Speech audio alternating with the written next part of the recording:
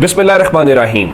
लाखों करोड़ों दुरूदो सलाम मोहम्मद मुस्तफ़ा सल्लल्लाहु अलैहि वसल्लम और आले मोहम्मद पर। मैं हूँ उमर दराज गोंदल।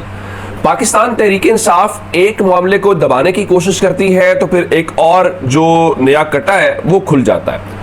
अब एक और इस्तीफा पाकिस्तान तहरीक इंसाफ से आया है। एक दो दिन पहले उमर अयूब ने इस्तीफा दिया, उसके बाद गुज़श्ता रोज़ पार्लिमानी पार्टी का इजलास हुआ, उन्होंने करारदाद मंजूर कर ली और उन्होंने कहा नहीं जी हम इमरान खान को ये करारदाद पेश करेंगे और कहेंगे कि उमर अयूब अच्छा काम कर रहे हैं, तो उमर अयूब को उनका जो इस्तीफा है वो मुस्तरद कर दिया जाए और इस तरह से वो अपने इस मनसब या ओहदे के ऊपर काम करते रहें। अब जो अगली डेवलपमेंट आई है वो ये है कि पाकिस्तान तहरीक इंसाफ से एक और इस्तीफा आ गया है। ये इस्तीफा किसी असेंबली की रुकनीत से नहीं है बल्कि ये इस्तीफा कोर कमेटी से आया है। इस इस्तीफे की वजूहात क्या है और कौन है जो इस पूरे के पूरे पार्टी के सिस्टम को हाईजैक किए हुए है, जिसकी वजह से पार्टी के अंदर कभी हम शहरियार आफरीदी की सूरत में सुनते हैं, कभी किसी और की सूरत में सुनते हैं। तो ये चल क्या रहा है मैं आपको बता देता हूँ। खैबर पख्तूनख्वा से MNA है जुनैद अकबर खान, बड़े दबंग किस्म के हैं, कौमी असम्बली में बोले, तगड़ा बोले, उनकी पहली तकरीर भी बड़ी तगड़ी थी और उन्होंने जेल काटी। उन्हें याद अगर आपको हो तो हथकड़ियाँ जैसे लगाई गई तो उन्होंने कहा था कि मेरी वालदा ने और मेरे बच्चों ने मुझे क्या कहा था, वो बड़ी एक तारीख का हिस्सा है। फिर जब तकरीर हुई, ये जब बिल्कुल असम्बली का नया सेशन पहला था, तो शायद जो चंद बेहतरीन तकरीरों में से एक तकरीर थी वो जुनैद अकबर खान की तकरीर थी।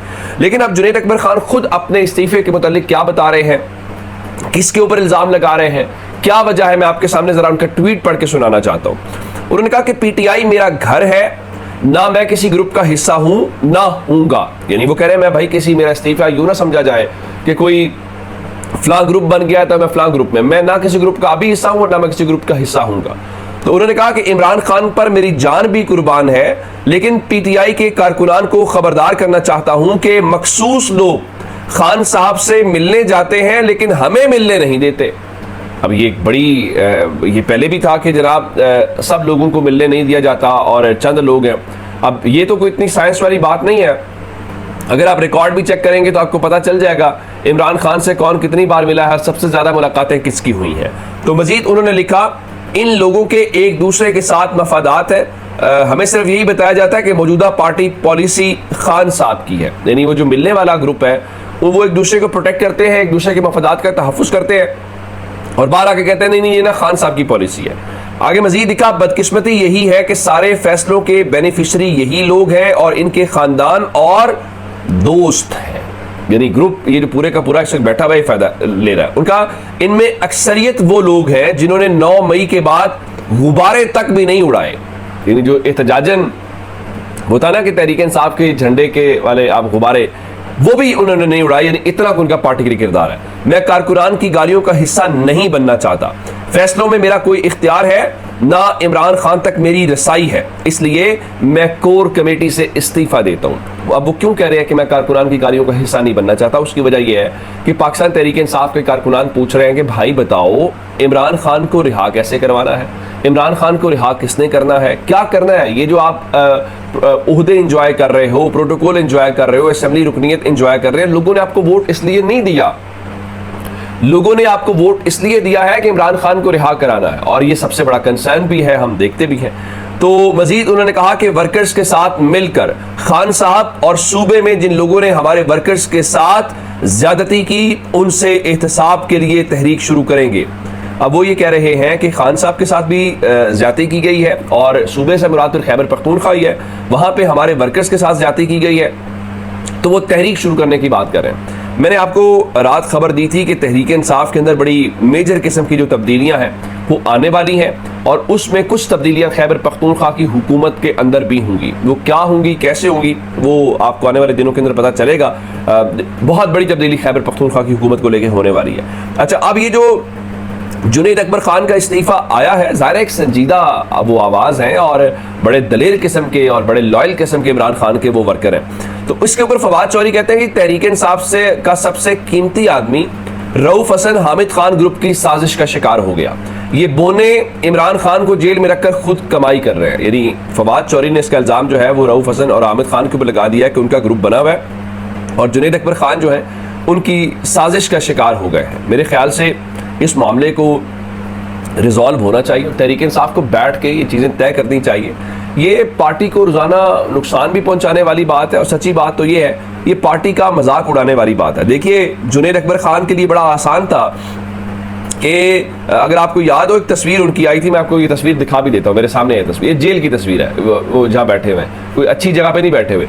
तो अब ये सवाल ये पैदा होता है कि जो शख्स उस वक्त जेल में था, जिसको जेल नहीं तोड़ सकी, इमरान खान से दूर नहीं कर सकी, तो आपका क्या ख्याल है कि इन चीज़ों से वो दूर हो जाएंगे? बिल्कुल भी नहीं है। तो मेरा ख्याल है कि आपको इन लोगों के जिन्होंने पार्टी के लिए जिनकी खिदमत है और जिन्होंने जेलें काटनी हैं, सफ़र किया है, उनको आप इस तरह से इग्नोर नहीं कर सकते।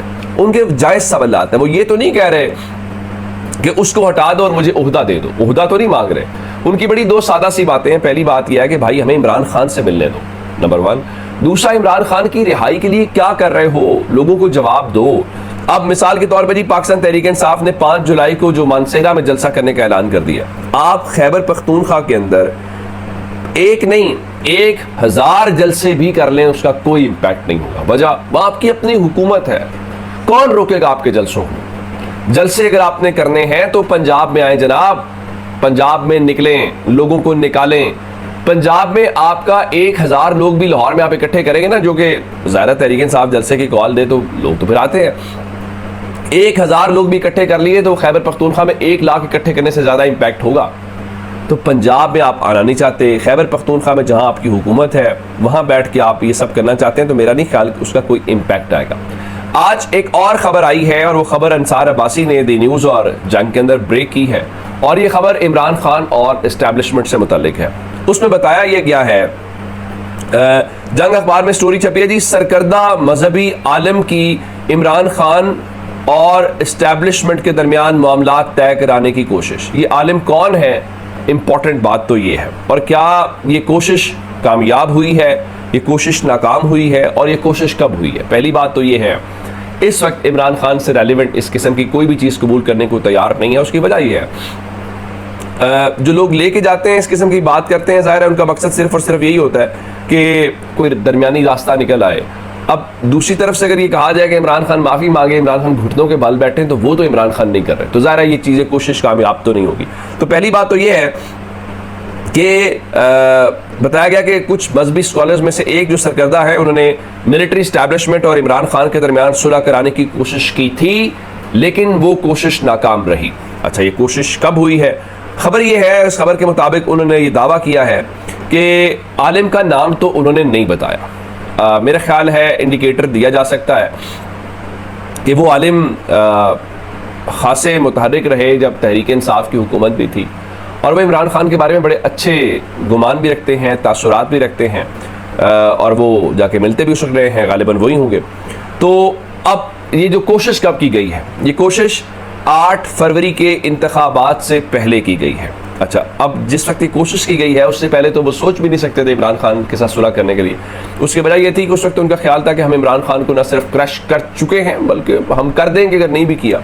वो तो फिर 8 फरवरी दरमियान में आ गया और लोगों ने फिर अपना फैसला सुनाया और सूरत हाल यकसर जो है वो तब्दील हो गई। अच्छा, अब बताया ये गया है कि वो जो कोशिश नाकाम हुई है उसकी वजूहात यह है कि देखिए जी, इमरान खान जो है मिलिट्री इस्टेब्लिशमेंट समेत जो लोगों के ऊपर बगैर सबूत संगीन नोयत के इल्ज़ामात लगाते रहे हैं, तो वहाँ दूसरी तरफ से ये शिकवा या ये तासुर है कि कौन गारंटी देगा कि इमरान खान जो है वो दोबारा इल्ज़ामात नहीं लगाएंगे।